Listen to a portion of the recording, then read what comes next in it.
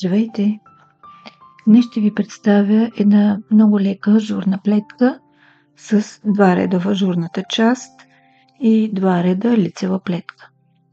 В основата й ето това обвиване по интересен начин на бримките в първия ред.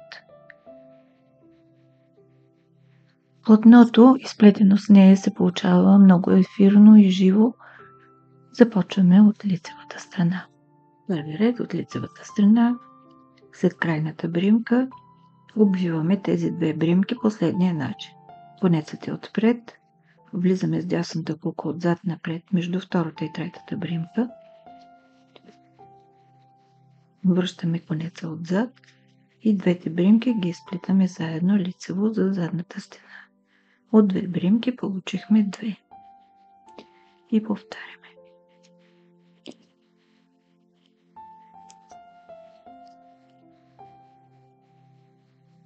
Изваждаме дълга бримка, конецът идва отзад и изплитаме двете заедно. Изваждаме бримка, конецът отзад, две заедно.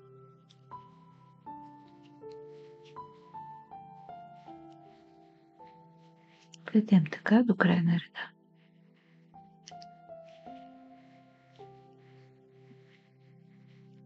След първия ред имаме всяка двойка бримка, обвита с два конеца. На втория ред сме от топковата страна и тук плетем последния начин. Първо, за да направим отместване, изплитаме една опакова извън схемата, след което правим наметка и две заедно опакови.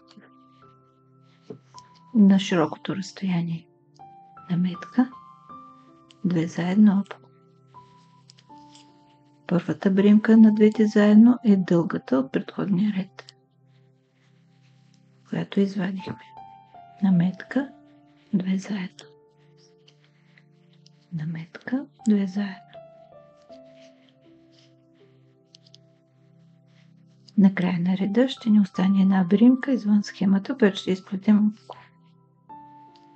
от лицевата страна. Вече виждаме ажурната пътечка готова. На третия ред от лицевата страна сваляме крайната бримка и всички бримки изплетаме лицево.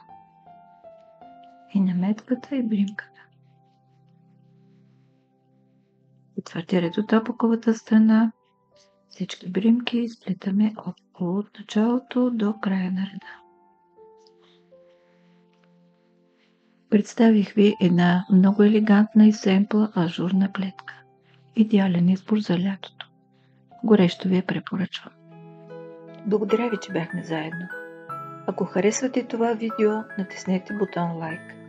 Абонирайте се за канала и за известията, за да гледате всички мои видеа. Пожелавам ви вдъхновение, плетете с любов и бъдете щастливи. До скоро!